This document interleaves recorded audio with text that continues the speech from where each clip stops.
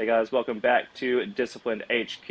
I'm here with Jonathan Fan, and he is the runner of Fit with Fan on Instagram. If anybody has followed his page, you definitely have seen that he is inspiration personified. So this dude is all about the motivational quotes and helping people get fit online. So Jonathan, how are you, bud? Hey man, I'm doing awesome, man. How are you? Doing good, doing good. It's early. Well, at least early for me. I don't know. You said it's 8 a.m. there, so I don't know if this is early for you, but it's a little early for me. Yeah, I mean 8 a.m. I usually start my morning about I want to say like 4:30 a.m. So 8 a.m. I've been up for Good about a God. few hours. And I'm assuming you've got a family if you start the day at 4 a.m. Yeah, definitely, definitely. I have actually three kids and a wife. I'm a father of three, and I'm married Ooh, to one. So, married to good one, like man. married to my wife. Yeah, Yeah. yeah, yeah, Yeah. man. That is awesome. I've got two girls myself, and so it is a blessing and a challenge all at the same time. How old are they? Well, my daughter is 14. She's my oldest. My son is 13 years Okay. old, and my youngest son is 6. Wow. Goodness, you've got the whole gambit. We've got a 2 and a 1-year-old right now, so we're just Mm. at the beginning. Yeah, these are good times. Fun times, man. Embrace those Yeah, moments. man, we're trying. It's that two going on three, and the phrase that people have been telling us is that she is a three-nager, and that definitely comes through with her attitude. But anyway, just wanted to get you on here. Followed you and love the aspect of fitness and faith that you bring to your coaching style, and just wanted to hear your story because I went through your entire Instagram, and you're one of those dudes who was like, you're a real one. You are someone who, like, when you go to the bottom of your Instagram, you see you started with nothing, and then now you've made it to like 30,000 followers. You've got an online coaching business, and you're someone who has done the thing. And so I think a lot of people could benefit from hearing your story and, just how God brought you through, because I'm sure it's not all, you know, an easy path. So do you want to start with your faith or fitness journey, Jonathan? I would say start with my faith journey. So, yeah, just a little background story, man. I came from a single family home. It was just me, my mom, and my sister, and I was a type of kid that I was actually dragged by my mom to go to church, so I didn't really have that heart to really want to go. And Mm-hmm. at some point, what actually got me intrigued in the faith was not just like a spiritual thing. Like I didn't get like a spiritual encounter at first, and I'm talking about when I was like a child. I'm just thinking about this memory when I was a teenager. Actually, I was around 12 years old, and I'll never forget there is a contest with um, who could bring the most friends to church will win a PS5. That kind of dates myself a little bit. That kind of dates myself, but and Yeah. so I was motivated to not only win the prize, but really I'm like, think about it. If I can bring these kids to church, they will, you know, they will be transformed. They'll have salvation. Plus, I get to play with, play with the Yeah. PS5. So it was a cool experience, man. I ended up winning, and so Oh, wow. yeah, man, it was a big deal, and I think that's what. So my church is all about like giving, right? So a lot of people Hmm. like to say the prosperity gospel, but in reality, it's just the principle. You know what I mean? Like the principle is the principle, the practice, and the people, right? And so what Yeah. what I've realized is that when I started on my faith journey, it was I was so sheltered, and I was so used to being, you know, playing by the books, if you will. And Hmm. it came to a point where I wanted to kind of experience the world in a different way, if you know what I mean. And Hmm. so, Yeah. so yeah, like long story short, I ended up experiencing the world, kind of like how, kind of like the prodigal son. I wouldn't say exactly like Okay. that because I didn't have like an inheritance and blow it, but I had that prodigal living. You know what I mean? Just kind of Yeah. experiencing. Yeah. And then so that was like the foundation, if you will, of why I started to transform and get back to God, because I realized now I have a family and I wanted to get back to God, to do what's right in His eyes. Hmm. I love that journey, and it's I don't know, very similar to mine. And there are times I hear people who have grown up in the church and say that they wanted to do that or feel like they missed out because they didn't have like that prodigal son journey or can't relate to people. But I'm sure, I don't know if you would agree, but it's almost better that you don't, because you realize once you go through that door and you realize everything that's on the other side as far as temptations and whatnot, you realize that it's all there and it doesn't just go away once you come back to Christ. You're still going to have to now deal with the fact that you know it's on the other side of that door, and you can go and do it if you want, and you know what it feels like. And it almost creates even more of a temptation as a believer, because now you have to wrestle with the fact that there is something that does feel good, but there is also this saving grace and the peace that comes with Christ on the other side. Yeah, yeah, I agree. I But agree. yeah, so nice. And so you was there any sort of moment that I guess made you realize you needed to come back to the church, or was it just like a gradual, the Lord tugging on your heart? So yeah, I was gonna get into that, but so I was dibbling dabbling. I was basically living a second life, two different, like a second life. So I know I needed God. Like it's so crazy because like even when I was doing that prodigal living and in the world, while I was smoking and drinking, I would still bring God into the equation. It's so weird. Like, it was the strangest Hmm. thing, right?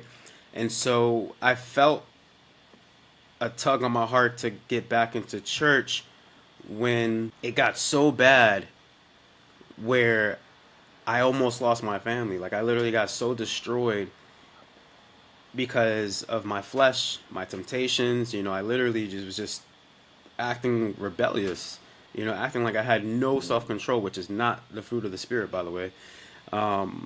So just you know what I mean. So I was Yeah. just on a path where I knew if I didn't make a change, that my life will never be the same, but it'll be for the worst, right?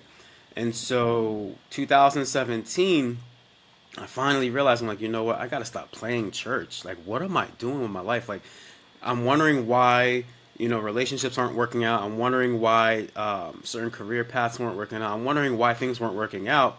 Although I still fed my flesh and I still was pleased, I wasn't satisfied. There's emptiness. There's a void. And so God was like, listen, just come back to me. I just felt him saying like, just come back to me, come back. So in 2017, I got baptized, and from that point on, it was about another. It was a year where God was still working on me. It was almost like you ever see like a sculpture, like what's it called, like a potter, what's the word I'm looking for? Yeah. You know what I mean, like a craftsman Yeah. basically Yeah. molding. Like throw it. You know what I mean? And he was just still working on me for that year. So I still had some things that needed to get out of me, as far as like drinking and stuff like that. And then so 2018 is when I finally made a decision. All right, I'm done with everything. And yeah, man, it was so as far as like gradual change, I would say gradual, but it was more so I was at a point of like, if I don't make a change right now, I'm gonna be like, my family's going to be so disappointed in me, and not only that, God's gonna be disappointed in me. So Yeah. So were you in the church like while you were going through this phase? that's the thing. I wasn't as Oh, okay.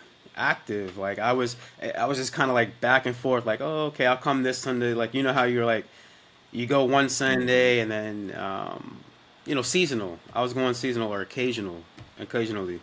Yeah. Is So it the Creaster kind of thing? Like we only go on Christmas and Easter? yeah, Easter, Christmas, New Year's. So I wasn't really active, and I think what another pivotal point for me is when I started serving. When I started to serve for my Mm, church, that's when doors started to open up for me. I started to serve for the media team at my church, and when I started to get connected to like life groups, that's when started things started to shift for me because I'm like, man, how is this family be able to live this type of way? And I had to figure it out. I'm like, all right, they're connected to God. That's the missing part. Like the reason why I'm not where I want to be mm. right now, or my family's not where we want to be, is because we're not connected to God as much. And how do you get connected to God? You gotta serve. You know what I mean? So Yeah, man, I love that story. And it's, I don't know, it just is so similar, I think, to a lot of people's stories where you almost have the realization that life with Christ is better than obviously life without Christ as a Christian. But you realize that not only is life more fulfilling in a spiritual way, but you don't need the things of this world to make your life more entertaining. exactly, exactly. Because that's what And I so, was like, worried about. was Yeah. yeah, go ahead. No, yeah, because that's what I was worried about. Honestly, I'm glad that you mentioned that. I was worried about, if I'm this sober Christian guy, life is gonna be boring, and it's like, dude, it's better because once I'm done, feeding my pleasure desires, like even if it wasn't like on a spiritual level, let's just say it was a fitness level, right? Even if you eat that ice cream, you eat like 3 gallons of ice cream, which is crazy, by the way. But like, how do you feel after doing that? You know what I mean? So it's like that's the same way I feel with God. You know, if I'm doing things that He doesn't like, like in the book of Jeremiah, I'm reading Jeremiah right now, and Jeremiah was warning those people in the times, hey guys, stop, worshiping these idols, stop, burning these incense, and stop doing these things that God doesn't want you to do. But they didn't listen. They're like, well, and then but they're so crazy because they still wanted Jeremiah to pray for them. They knew that Jeremiah was a prophet, but they didn't want to turn away from their way. So they basically wanted to eat their cake and have it too. You know what I mean? And for me, I'm like, Hmm. I realized that I'm like, you know what, God, I'm sorry. I surrender. I surrender. I'm tired of hiding from you. I'm tired of doing these things that I know is not good. It's not producing good fruit, right? Because now I'm Yeah. not showing love for my family. I'm not showing self control. I'm not having patience because I'm impatient. Now I'm sitting here vaping. You know what I mean? So it's just like it was a big gap, and I had to close the gap by getting closer to God. Yeah. And So what was one of the things you started with? Like whenever you felt that tug on your heart to come back to the church, come and like lay down these worldly passions, like what was the easiest, like the first step to make that adjustment? the first step for me was just showing up, honestly. Showing up with an open heart and being vulnerable, right? And opening up my heart and say, God, listen, I'm here, and understanding that God still loves me. He loves me and He wants to bless me. And that He's a good God. Like, He's Hmm. not like a God that's like, well, you messed up, so I'll never see you. Like, no, He's just like, I just want you to come back, son. And that's what I felt. I Yeah. felt that welcoming, like, okay, I'm ready. So the first step is just for Yeah. me was just to show up, not to just any church, because you can show up to any church, but like you have to like literally feel like the spirit of God is like leading you to the church, and that's what I felt. I was running away from the church that I was raised in. Like I said, I was raised in the church, and when I went to other churches, I felt like I didn't feel like a transformation. You know what I mean? And then when I went to my church Hmm. specifically, not to say my church is better, but we all have our, Yeah. you know what I mean? Like you all have your way Yeah. of Absolutely. finding that church that just hits for you. You know what I mean?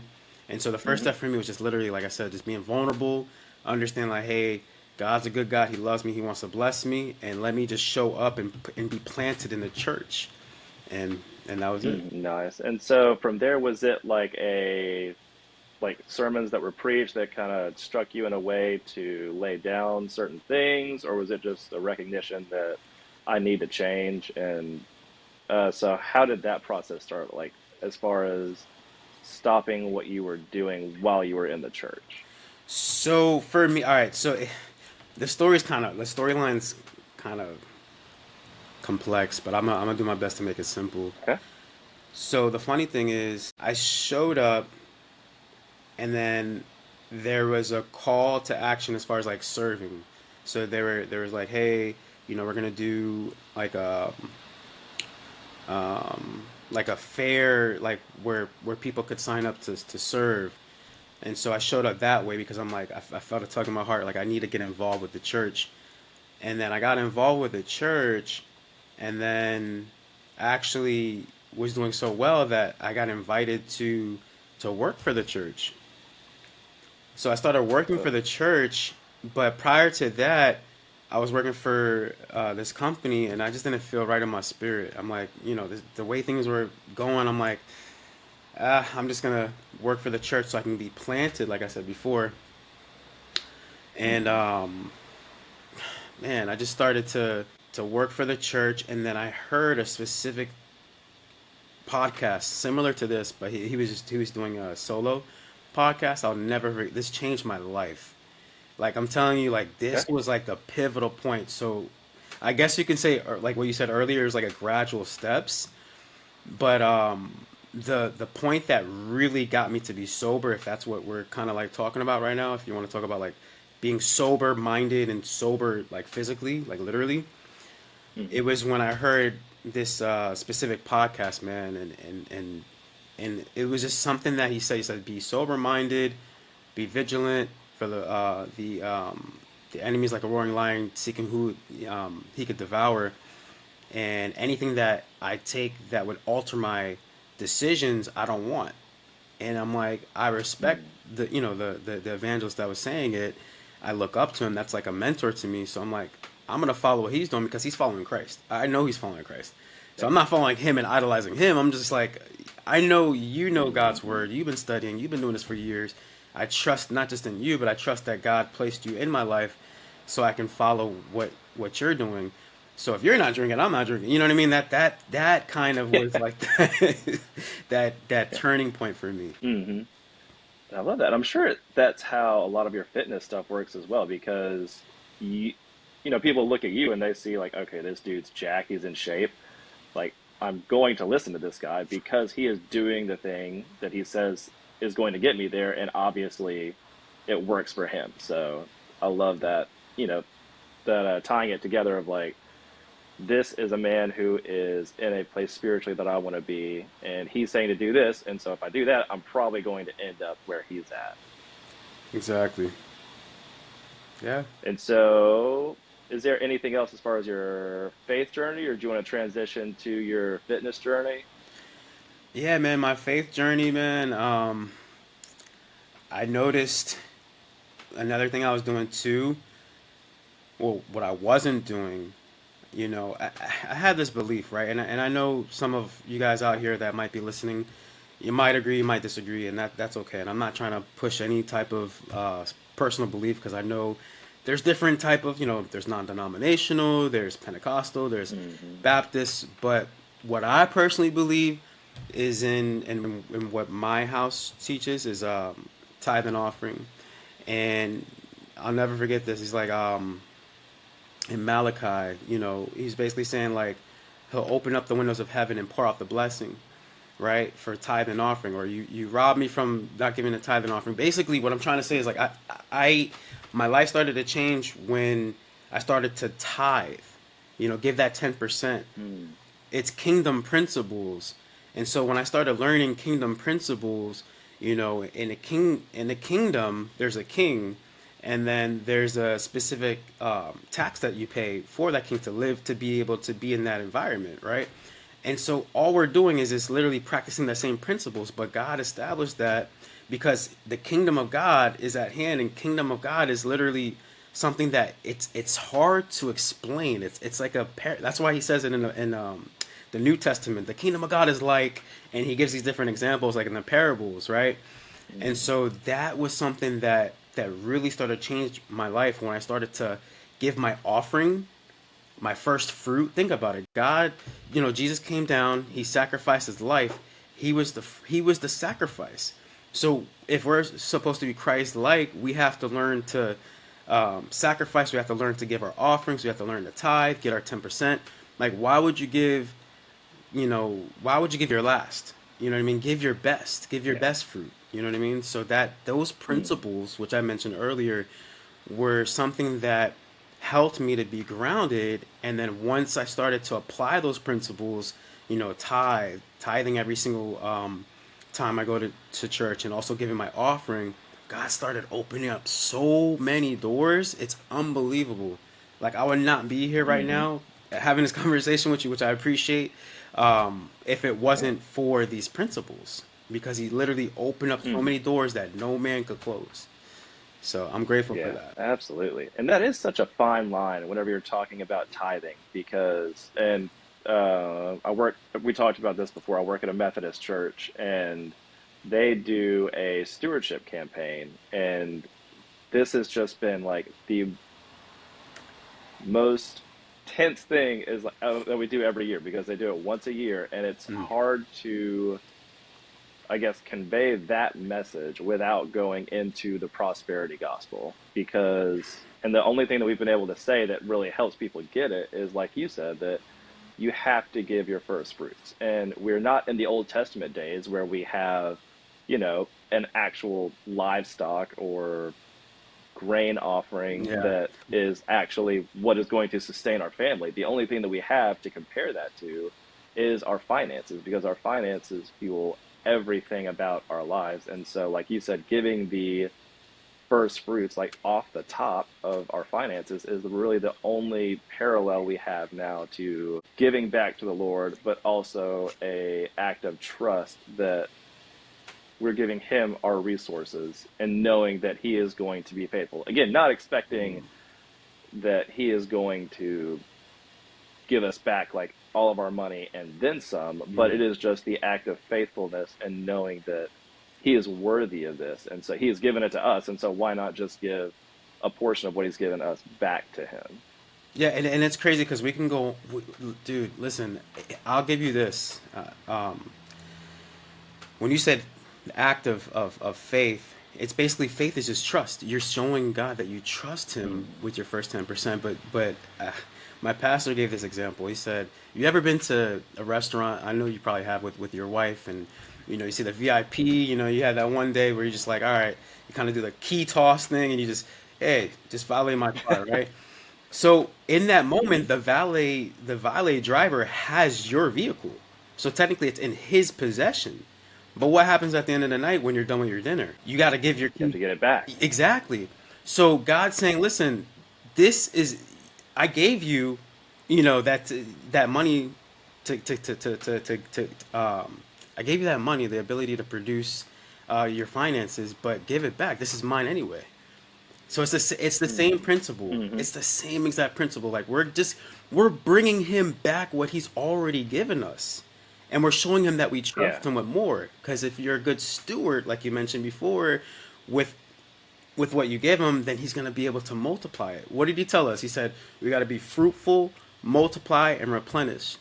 But if we're like trying to like hold on and hoard to what we have, then God's like, okay, you're missing the point. It's not about getting the church rich. It's not about it's about saying, hey, it's a principle. We're trusting God with our finances. And by the way, our pastors are giving us value anyways. So why not? And by the way, if you don't have it in your heart to give, then don't give.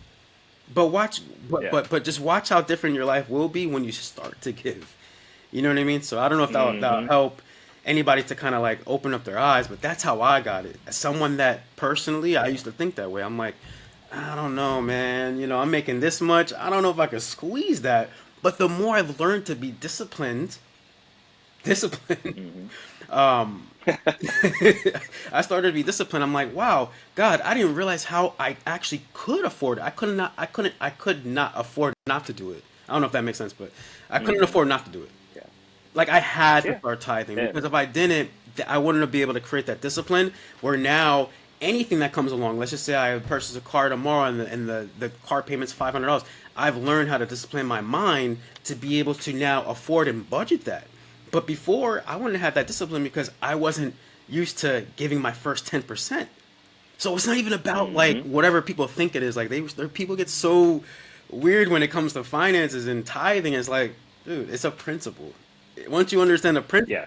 you wanna do the practice, and you're not sure about the practice, but it's really when you understand the principle behind it, then it's like, oh, okay, it Mm-hmm. makes sense. It's more than what you think it Yeah. is. It's a spiritual principle. It's a biblical principle. I'm sorry. I just Mm-hmm. I get so Yeah. passionate when it comes to when you learn something new and you finally have a revelation, right? Because Yeah. tithing, all tithing is, in my opinion, and of course, like my church's opinion, tithing brings revelation, and offering brings a manifestation.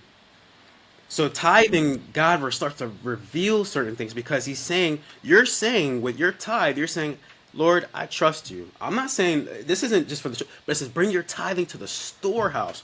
Where's the storehouse? Where you're being fed, where you're literally getting the word. So you mean to tell me you're going to listen to the word and then not bring your tithe to the storehouse? Right? So it's like, and then with the Yeah. offering, you're saying, God, I trust you more, and I want to see a manifestation. And then some people's like, well, so you're saying you're giving to give? Well, I mean, do you do you give a breath without expecting another breath? You Mm. see what I'm saying? So it's like it's a Yeah. mind. It's really just understanding God's word and His heart behind it. Like, where's your heart when you tithe and when you're doing your offering? So Yeah.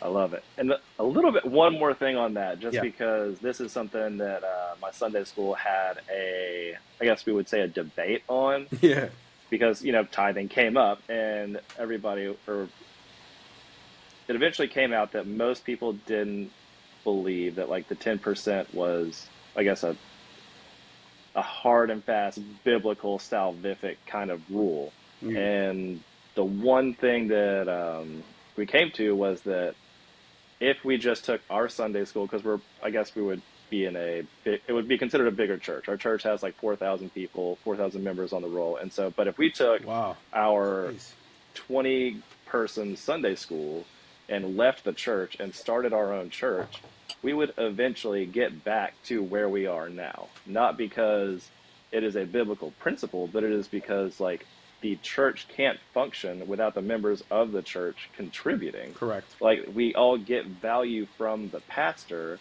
but if we want the most from our pastor, that pastor can't be expected to have a job, prepare a sermon, lead his people, lead worship, and do all these things, and then everybody just receive from this one person. Everybody has to contribute for this one person to provide value to everyone else. Otherwise, that person's just going to get burnt out and they're not going to do it anymore. And so we would eventually all wind up in the same position again of giving a portion, if not more than 10% of everyone's collective resources to the people who are leading the church so that the church can exist and provide the value that we all enjoy.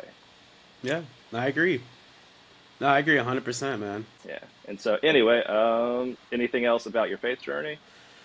I'm just continuing to make adjustments and grow, man. Just at Yeah. this point, I'm just in Jeremiah right now and just kind of just really just extracting as much as possible. Like, God, what are you showing me here? And and just that's really it, Mm-hmm. man. Just it's all about just constantly just seeking God's face in the morning, man. Like as soon as I wake up, man, like I literally just thank God and I just meditate for like 5 minutes. And then Mm. and then I read God's word immediately. I've learned that habit because of my bishop. And I just created a habit because prior to that I would just wake up and just I'm on the go or maybe I'm just still sluggish or checking my phone, you know what I mean? I don't even do that anymore. I just like literally like the first like talking about 10%, my first 10% of the day goes to God. So I'm already giving, man, it's crazy that I'm actually saying this right now because it's like I didn't even realize it. Like I'm giving my first 10% as I wake up. So when it comes to spiritual, it's not to like be like a Pharisee or a Sadducee, like, oh, I'm perfect. It's not that. It's like it's understanding because I'm not perfect, I'm allowing God to dwell in me and dwell in my presence or His presence dwell around me, and that way I can be the best person. that I can be for my family, for my friends, for my peers, for my coworkers, for those around me to be kingdom influential. You know what I mean? To influence the kingdom. Yeah, So, absolutely. And I'm sure you can testify that there is that growth and change that comes not just for you, but for your family as well when you get into the word in the yeah, morning first thing. definitely. It does. And it's always a battle. Listen, it's always going to be. The crazy thing is, too, is like, people expect like, oh, because you pray, because you do this, because you that, your life's perfect. It's actually, it's sometimes it's the opposite. It's like sometimes it's actually more attacks, and that's your faith Mm, being built and strengthened because you're allowing God and understanding like God is in control. You know what I mean? Like obviously we're in control of our actions. We decide. That's why He gave us free will. Obviously, that's obvious. But God already knows what's getting ready to happen. It's up to you to decide. Do you want to follow God's plan or you want to follow your own plan? yeah, absolutely. But yeah, I mean And that's basically it. so would, hmm? No, that's I'm basically sorry, it. what did you say? No, that's basically Okay, it. nice. So do you want to transition to your fitness journey? Yeah, let's do it, man. All right. So we talked a little bit before this again, but you said around 2017 is where that started to really become a big part of your life. Yeah, so I'll be honest. Like 2017, when it comes to fitness, I want to I'm I want to be careful like how I say fitness because like Yeah. I feel like it's wellness. We could say fitness, which is cool. Mm, That's fine. But I want to say wellness journey. That's where my heart's at. Obviously, it's fitness, but like okay. wellness journey. So my wellness journey really began 2017 when I was starting to be conscious of what I need to adjust. But as far as like physical fitness, like actual like physical fitness, that started realistically, man, like again, there's different phases. Like there's a phase when I got real serious, and there's a phase where I was just like, oh. So I guess like you said earlier, like gradually. So for me, Hmm.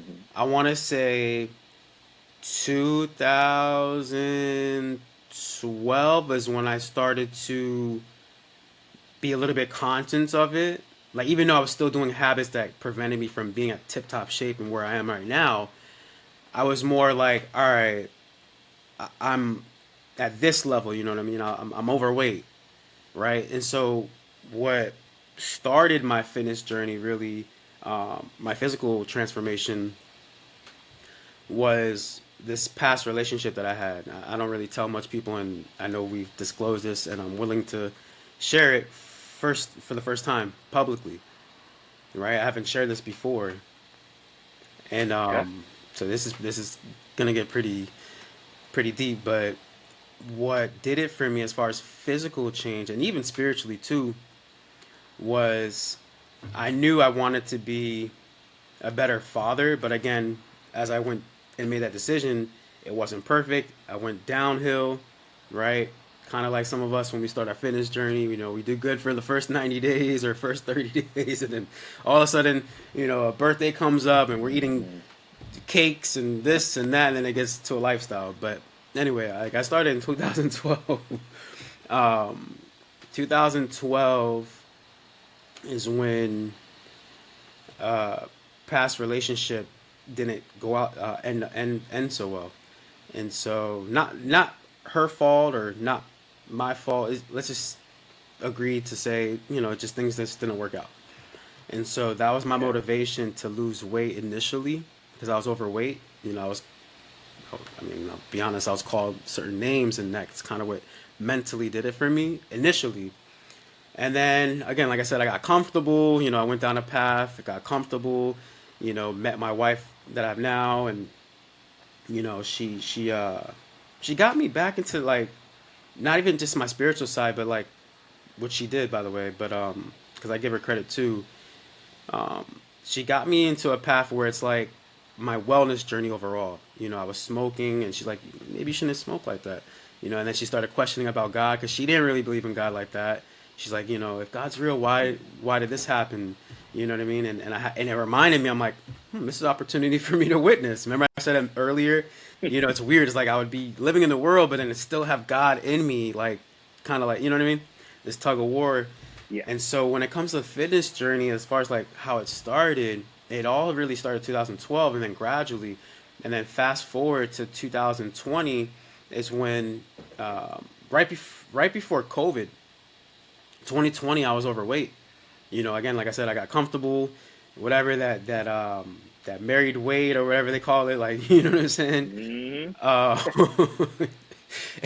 so That freshman 15 in your marriage. yeah, so so so uh, so that is what started my physical transformation. A friend of mine invited me to try these products or whatever, and well, really to just walk. That's how it started. So if anyone out there's listening, you want to lose a couple of pounds, like, and without doing too much, just walk in the morning. Find a friend and walk in the morning. Walk for like 30 minutes. Walk for an hour. Just that one step alone will you'll be surprised what kind of results you get. And so yeah, that's what started. Like in 2020 is when I started. I got invited to walk, try these different products, and then the rest was history. Nice. And so, how did you catch the bug of like, I want to lose a little bit of weight to like, I want to get jacked like you are now?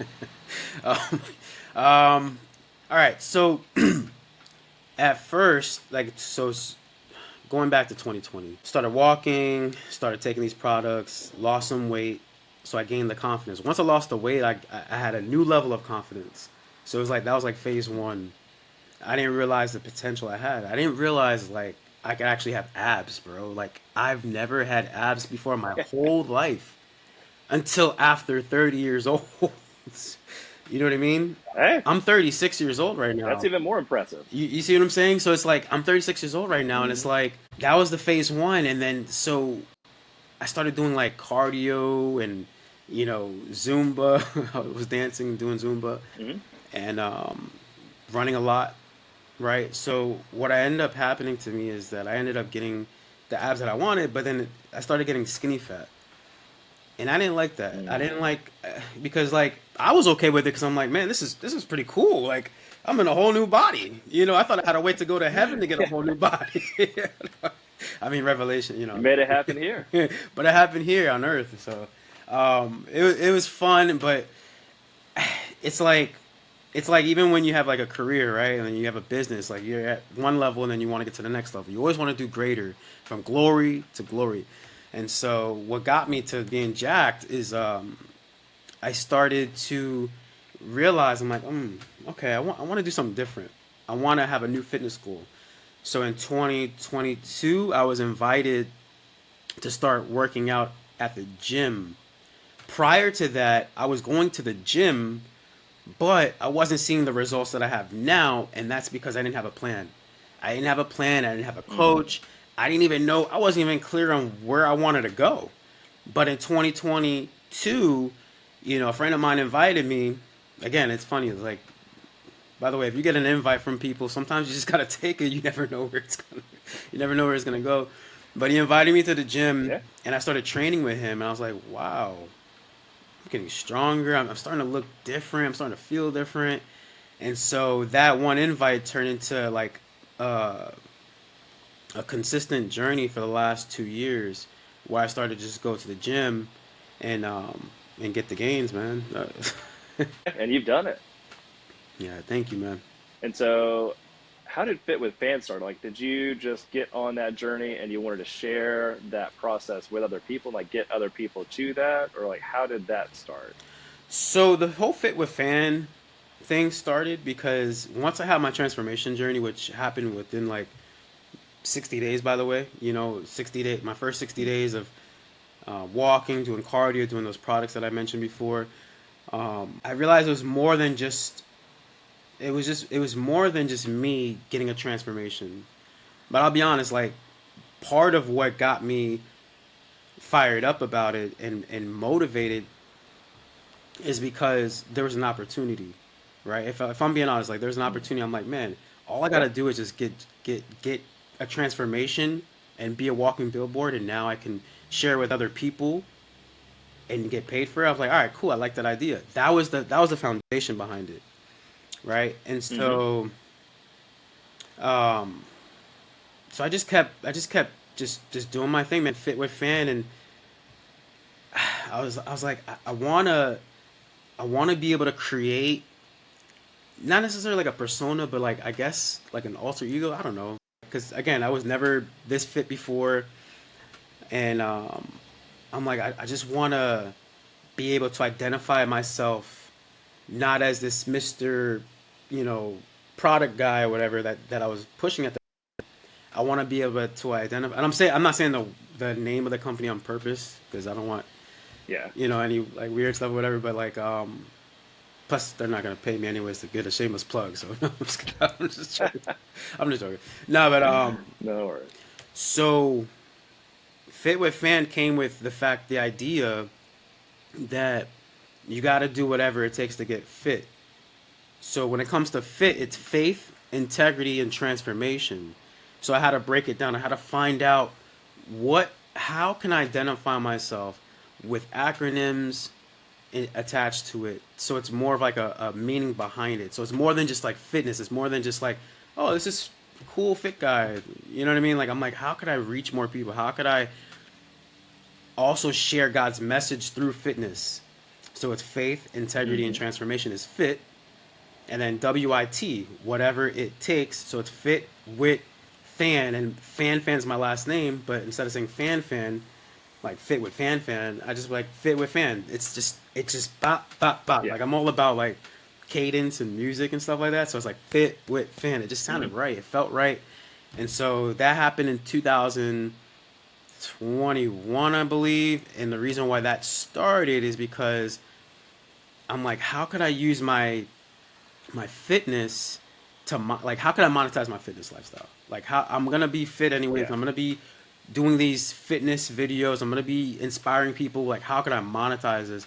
And so I follow this guy, got his program, and he's like, yeah, you got to find a name, you got to do this, you got to do that. So he's going through the course, and that's when Fit with Him was birthed, man. Yeah.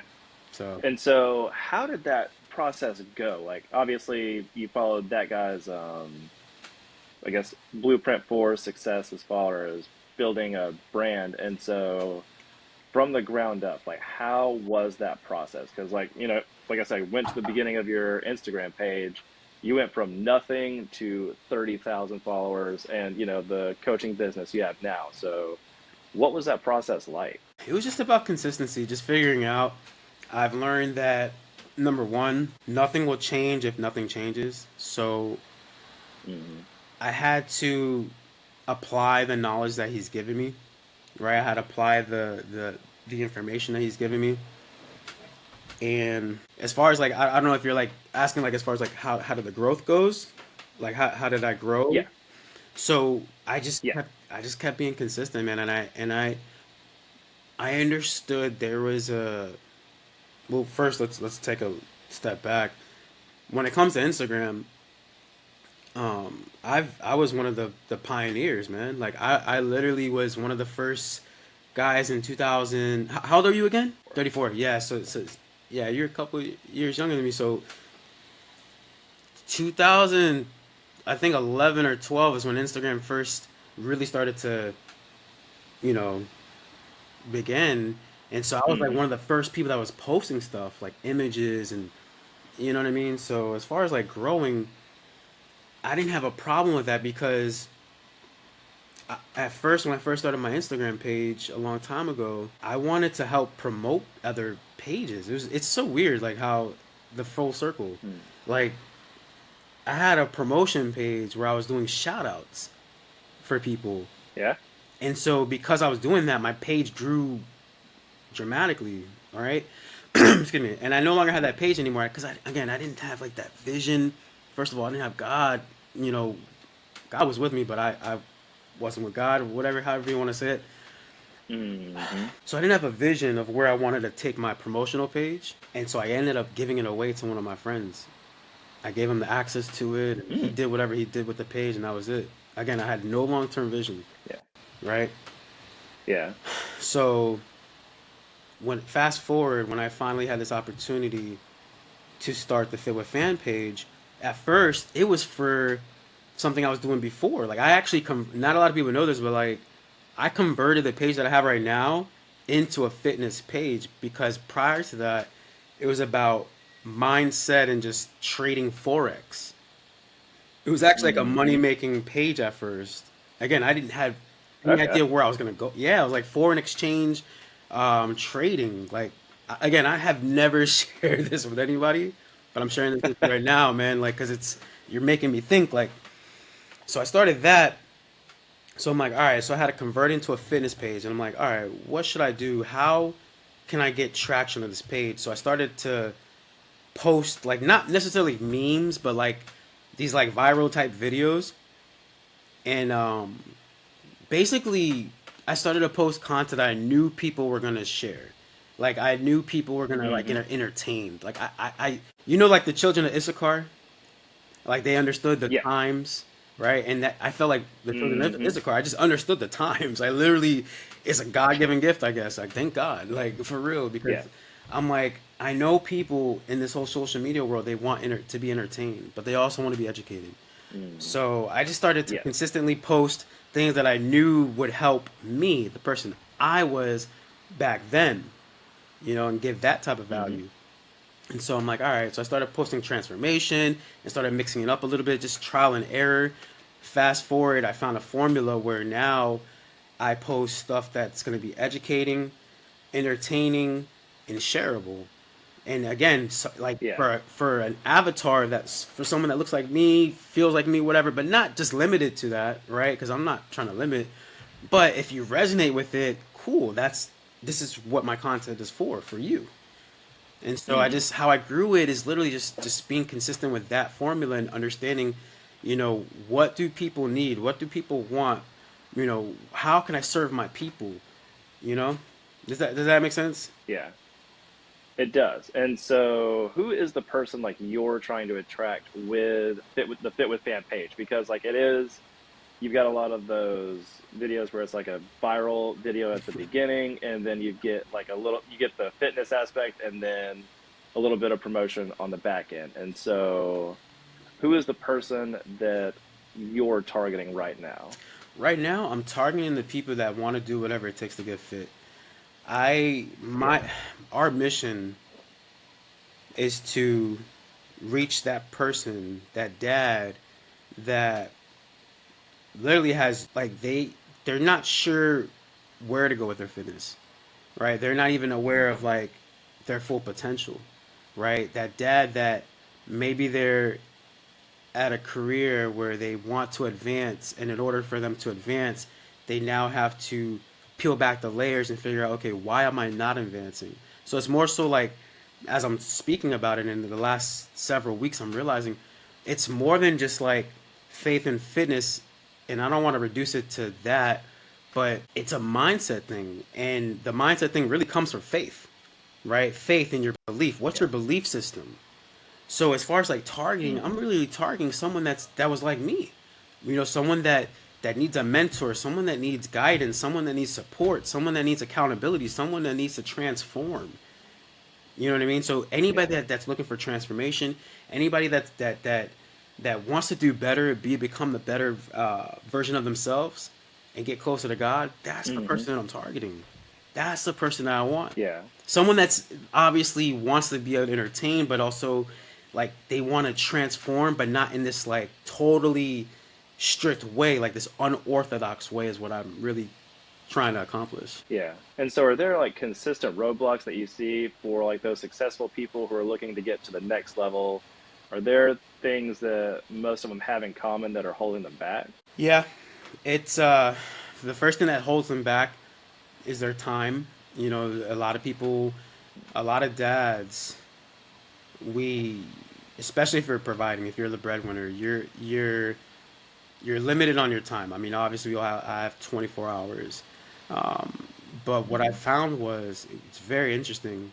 The clients that I've been dealing with lately, that I've been helping, they find that if they were able to get that dream body or their mind right with God, that they will get more clients or they will advance and get a promotion in their job. So it's funny how that works because your body is a temple. So if you have like a pristine temple, they believe that more opportunities, more doors will open up for them.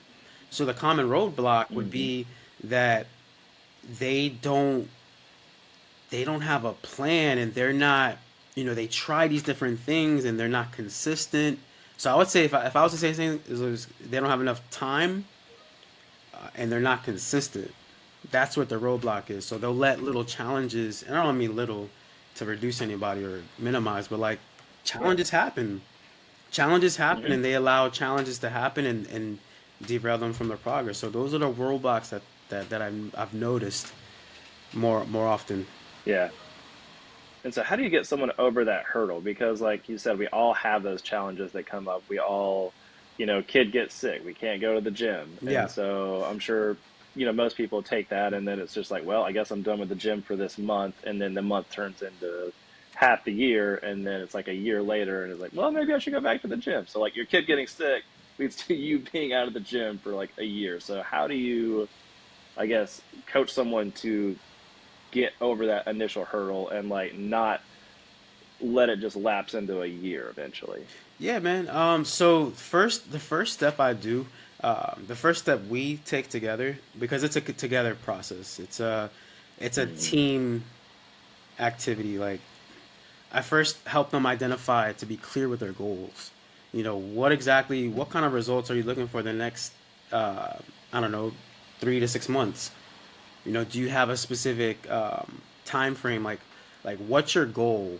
Like, figure out your goal first, and that's how I help them because once I know what their goal is, then I could figure out a plan that's going to be customized to what they need.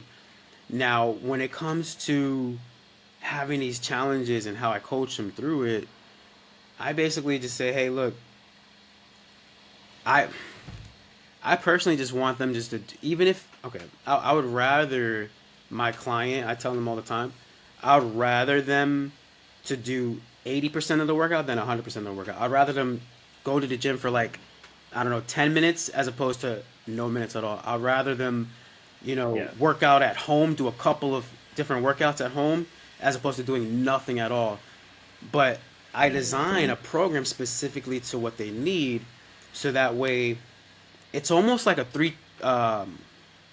it's like a it's like a it's a three check accountability to make sure that they don't mess up. Plus they have me as their support every single day, reminding them like, hey, talk to me, what's going on today. And if they give me the excuses for like a whole week, then I'm like, all right, I get it. Let's figure out another game plan, right, to see how this could work for you for your schedule. Hmm. And especially like if I know that they have certain things coming up, like a vacation, for example, I'll find a way to say, all right, well, when you're on vacation, this is what you should be eating. When you're on a vacation, hey, instead of taking the golf cart, maybe try to walk. You know what I mean? Like I just Yeah. give them solutions and alternatives, but they have to first communication is key.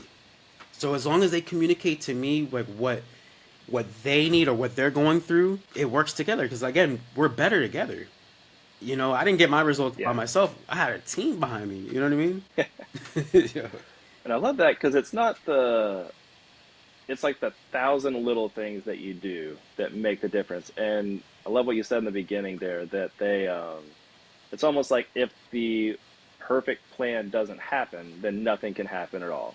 Like if I can't go to the gym with my pre-workout, do this specific routine, and then have my protein powder at the end, and then do my stretching, then if I can't do the pre-workout, well, I can't do any of it. Or if I don't have my protein powder for the end, well, I'm not going to go to the gym. And it's like instead of having the just do something mentality, like if I don't have the perfect plan, I can't do anything. Instead of just doing something and then letting the plan happen to adjust. Yeah. Yeah, no, And I that's love what you said also about the, no, sorry, go no. ahead. Go ahead. My bad. Just about the adapting to a situation again. So, like, if you're on vacation, take a walk instead of taking the golf cart. If you're on vacation, don't not have a great meal, but maybe have one amazing meal and then be disciplined like the first 80% of the day Exactly. or do something. Yeah.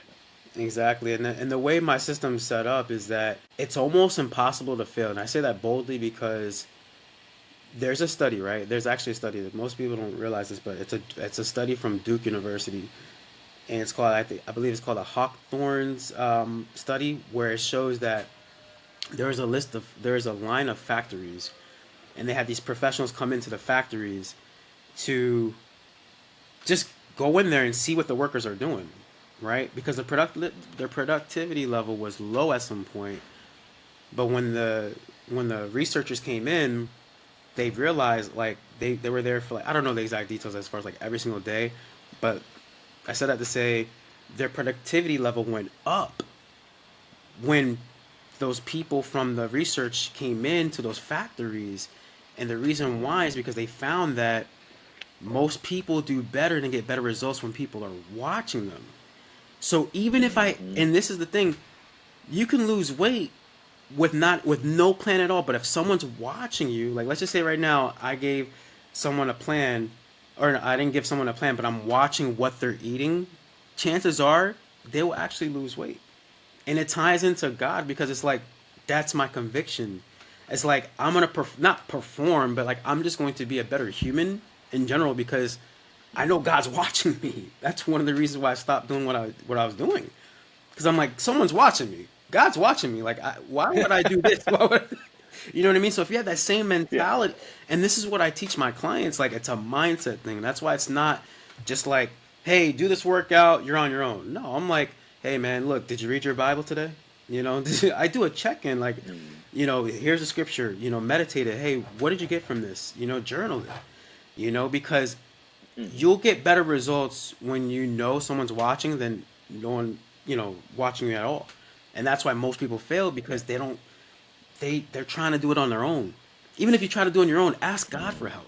You know what I'm saying? Like stop trying to do it on your own. So Yeah. I love that. Love that message. And so, how can people get in touch with you? Like, if you said you're looking for the person who is a dad who wants to lose weight, get closer to the Lord, and get in shape. So, how can they get in touch with you?